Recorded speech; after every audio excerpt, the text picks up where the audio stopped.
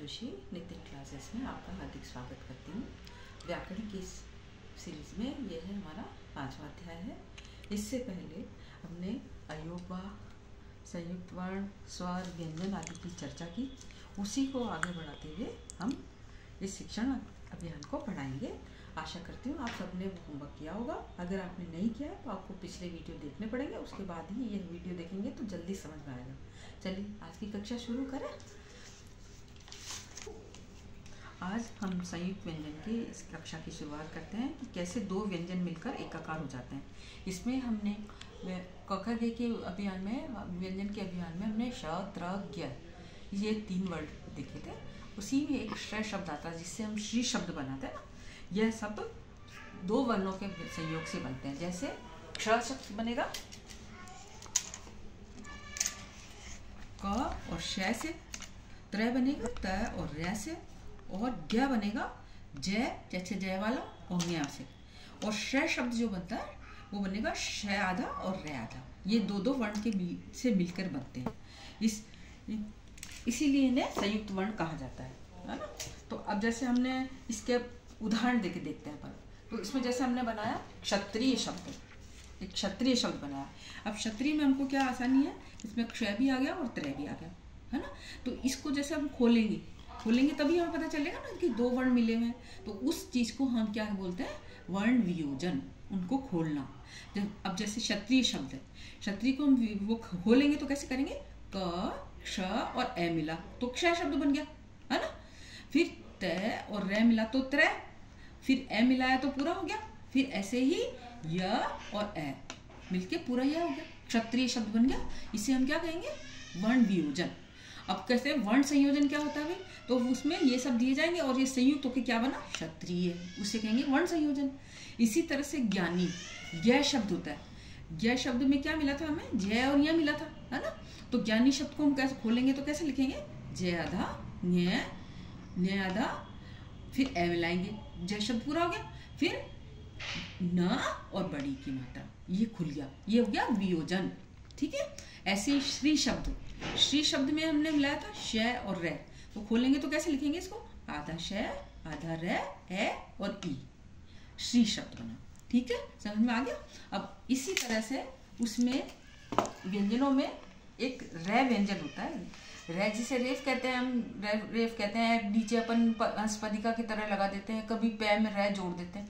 तो ये कंडीशन होती है इसकी कैसे, जैसे रै शब्द है, अगर ये इसके बाद में अगर स्वर आए, रे शब्द के बाद में स्वर आ जाए, स्वर तो आप समझ गए होंगे ना, ए ई वाला, अगर स्वर आ जाए तो वो आधा नहीं लिखा जाएगा, पूरा हो जाएगा। क्योंकि हमेशा आपने देखा होगा, हमने व्यंजन और स्वर को मिलाया तो पूरा वर्ण बना है। इसीलिए जैसे रेखा शब्द ही मान लीजिए आप, रेखा शब्द है तो इसमें रे आधा नहीं होकर पूरा होगा, क्योंकि रे मिल गया, रे का मतलब हो गया पूरा हो गया शब्द, ए मिल गया इसलिए, ठीक है। अच्छा, इसी तरह से दो व्यंजनों के वर्णों के जो यदि दो वर्ण है और स्वर रहित है, मतलब स्वर रहित आप समझ गए ना कि उनमें ए आई नहीं है, तो उनमें क्या होगा, वो जो रेज होता है वो ऊपर चला जाता है, ऐसे रेफ हो जाता है, इस तरह से रेफ, ये रेफ हो जाता है, ठीक है, समझ में आ गया आपको। अच्छा, इसी तरह से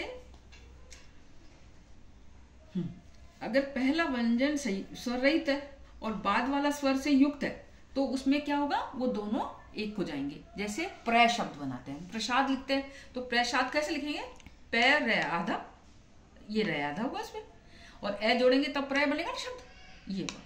और इसी तरह से क्या होता है, टवर के बाद अगर कोई रे आता है, टवर तो आप समझ गए ना, ट ठ ड ढ न, है ना। न को निकाल देते हैं क्योंकि 4 ही लेते हैं उसमें, न तो अनुनासिक कहलाता है। ये आने पर उसमें हम क्या करते हैं, इस तरह से चिन्ह लगा देते हैं। इससे क्या बोलते हैं, हमारे संस्कृत में इसे बोलते हैं हंसपदिका, हंसपदिका चिन्ह। हंसपदिका मीन्स हंस के पांव की शेप का होने के कारण इसे हंसपदिका कहते हैं। अब जैसे हम बनाते हैं शब्द ट्रक, ट्रक शब्द कैसे बनाएंगे, ये इस तरह से ट्र लिखेंगे और फिर नीचे यूं लगाएंगे, ये होगा हंसपदिका वाला, ठीक है। और राष्ट्र शब्द लिखते हैं हम, राष्ट्र शब्द में भी हम ट्रे में वो लगाते हैं, वो इसीलिए लगाते हैं। अब हम इसका अभ्यास और करें। अच्छा, जैसे रोग शब्द है, रोग शब्द हमने कैसे बनाया बताइए, र ओ ग आधा और है, मिल गया, हो गया ना। अब हमको उदाहरण हम आपके अभ्यास के लिए मैं कह रही हूँ, जैसे रोग शब्द बनाइए आप। रोग शब्द कैसे लिखेंगे आप? कैसे लिखेंगे?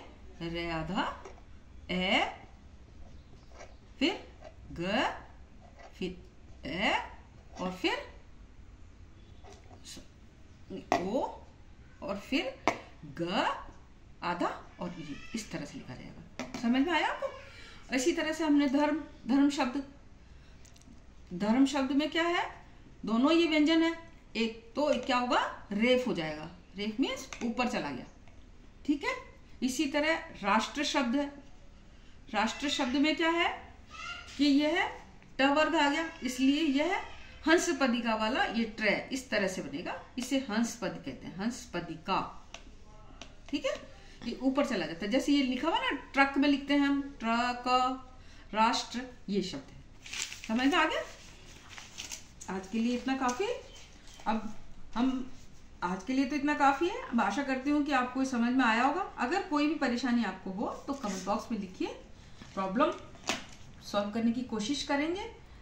और मेरा अगर आपको समझ में आ रहा हो वीडियो वगैरह तो आप लाइक और सब्सक्राइब जरूर करिए। आज के लिए इतना काफी। नमस्कार।